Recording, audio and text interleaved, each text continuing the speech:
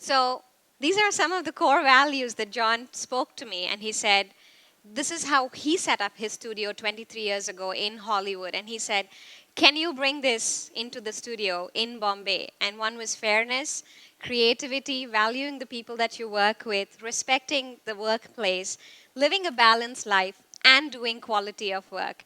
And I was thinking to myself, wow, how can I do this? You know, in a place in Bombay, when I worked with my previous studios, we never got our salaries on time. You know, the salaries got delayed 2 or 3 times, 3 months at a time. I didn't have money to pay my rent. I didn't have sometimes money to even eat my food. And here he's talking about these core values, and he's not talking about squeezing the Indian talent and paying them lesser money. He's talking exactly the opposite. And that was the challenge. Can we do that? Can I make that change? Can I bring in that change? And can I have a buy-in from the people that I hire? So from there, the journey began, and, just the whole idea of bringing in people, bringing in women, bringing in young children that just got out of school that really, really passionately wanted to be a part of the visual effects and the animation community together. This is how we started. We were only about 5 or 6 people. I started Rhythm and Hues from my house, from my apartment, a tiny one-room apartment in Bombay. I set it up and then started hiring very few people that I wanted to work with. It was all about how I wanted to do it. Just take baby steps. I knew the journey was, a long one, but just take very, very small baby step towards that goal. And that was the process. And then we grew to a smaller company where we believed in giving back. Just give back whatever you learned. Just give it back. I must say the amount of energy and resources that were invested into training the artist to do world-class work. We took about 4 or 5 years to bring them up to speed, to be able to deliver Hollywood-based quality of work.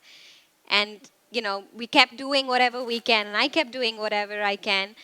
The people that I hired, they thought I was like some receptionist or someone else, and they never thought I was the boss. And they said, where is your boss? Let me speak to your boss. And, the carpenters that I had to deal with, they were like, Bade saab ko bulao, like call the big man, who are you telling me what to do and what not to do? And the pains and the joys of dealing with all of them. Today, when I look back, and even then when I looked at the issues that were faced in front of me, every challenge looked so tiny to me, and it still does. Every little challenge looked really, really, really tiny, and I said, I can do it. I have no issues doing this. And that's the excitement of building companies, of having wonderful women and men in my organization that are so truly involved in what we do. Keep going. Living balanced life, going for treks, doing all the things. I said I'm doing a TED talk, so all the women gathered up and said, "Oh, can you show our picture?" And I said, "Yes, why not?" So that's their excitement, and just doing whatever we can. This is our Malaysia office. So in the process of bringing these values, every single day I ask myself, am I being fair to the employees that I'm working with? Am I understanding them? Am I nurturing them? Am I empowering them? And if I'm not, then I shouldn't be where I am. I should go do something else with my life. And that's the journey. And in that process of setting up Mumbai office, the Hyderabad office, and the Malaysia office, I somehow started talking to myself. I might sound like a loony doing that, but I talked to myself, and what next? I wanted to design facilities. I love designing things and picking up stuff from all around the world. So in that process, I designed the studios.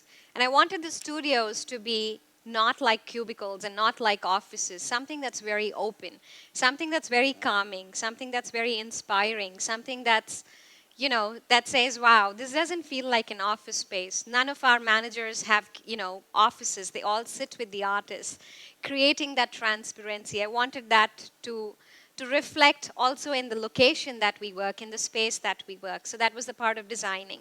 Tried very, very hard not to use, try to use reusable things, and try to see as much as possible in using green, building ideas. But it's tough, but at least a step towards that.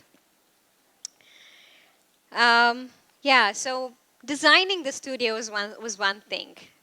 So now, in about 6 to 7 years down the line, having the talent, growing the talent, educating them, doing a lot of apprenticeship programs, getting the industry's buy-in. It was that time that I mentioned earlier, having the right staff from Los Angeles studio, the leads, the supervisors, so much investment in getting the crew here in India to be that of the Hollywood quality. And we did win an Oscar. We won an Oscar for the movie called Golden Compass. And it still brings tears to my eyes, when I talk about that. It's a dream, I never even imagined that this would happen. But I must say it's a huge amount of team effort and team spirit and a lot of consistency from people that we work with. Some kids who never got into the animation industry and were only like 2 or 3 years old in the visual effects and animation industry, those girls coming up to me, those girls and boys coming up to me and saying, "Hey, I'm holding an Oscar," and then it was like, "Oh my God, is this real? Is this really happening?" I mean, it was so unexpected. And all I'm trying to probably say is, given an opportunity, talent is all around the world. Given an opportunity, education and nourishment and transparency and believing in those few core values that we believed in, I think the team believed in me, and I believed in the team, and it's been a fantastic journey there.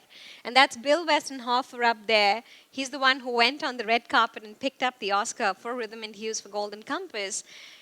He's so sweet, and it's so humbling to be working with these guys, because he calls me up and he says, "I'm going to bring the statue to India. Can I?" And I'm like, "Of course you can. What are you asking me for?" And so he brings the statue. A few months later, we won the Oscar, and then he gives it literally to anyone that wants to hold it and take a picture, including the security guard, the housekeeping boys, to anyone that wanted to hold it. And so that's all of us, kind of monkeying with the Oscar statue. And that's all of us in the Hyderabad facility with Bill in the center, just hovering the whole thing. That's all of us in the Mumbai facility with the Oscar.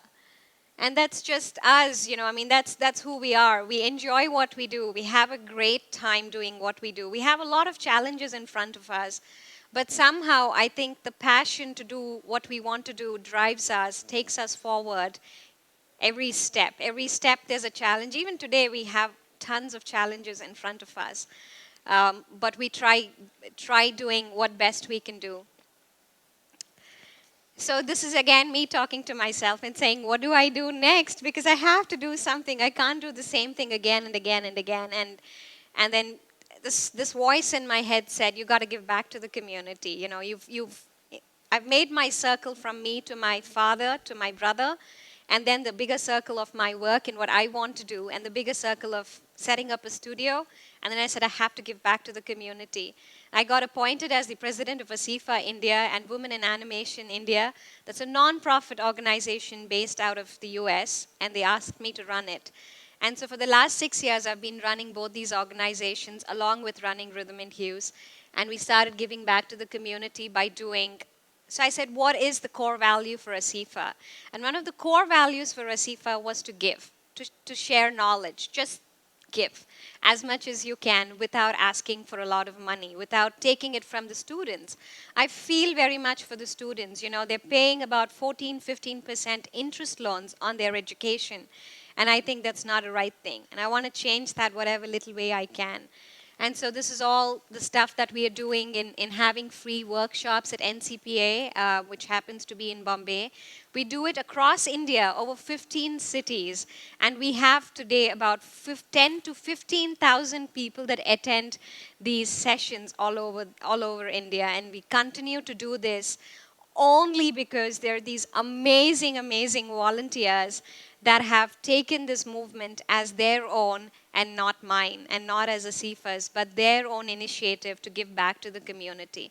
So going back 20 years ago, 26 years ago, when the artists did not even want to share what they had to someone else, to a community today that's open, far from holding back secrets, but more in terms of giving things to everybody. That's the journey that we have taken with these two nonprofit organizations. I must tell you that I am very, very fortunate. I'm super fortunate, and I am so happy to be doing what I'm doing, and I'm so positive with the responses that we are getting. There have been a lot of people that have tried to put us down, that have tried to tell us not to do what we are doing, but there have been fantastic people like my father, my brother, my husband, and my team, who's always told me to become a better person and to give back to the community. Apart from doing what we did with just community building, I also wanted to give back to the social community. So we have adopted about 2 orphanages that are closer to our office, and we invite them over to our studios, spend a day with them, show them some movies, tell them how to do claymation or paper animation and doodle and draw and fill up color. And that's exactly what we do with that community a little bit. I wish I could do more.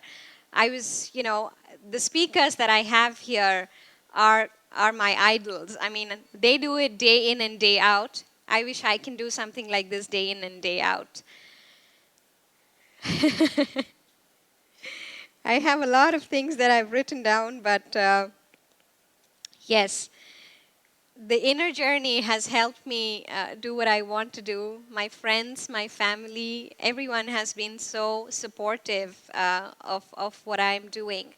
So going back to the journey way back with my father's dream 26 years ago of creating content, it's taken me a full cycle to get back to producing content. And that's my journey for the last year and a half, where along with a very fantastic talent, that's there in our studio, we've created a very cute little person. It's an elephant, and she's a girl, and it's about her journey and what she wants to do with her journey, and she wants to prove it to the world that she can do it. And that's who she is, and we've called her Fulvanti. Fulvanti means the flower-like one. So she's kind of chubby and big, but she thinks she's delicate like a butterfly. And it's her journey, and that's what I'm going to be doing for the next 2 years to make a short film. Um, so yeah, I read a lot about Advaita, and, thanks to my masters, they always tell me that it's not about you. You're not the only one.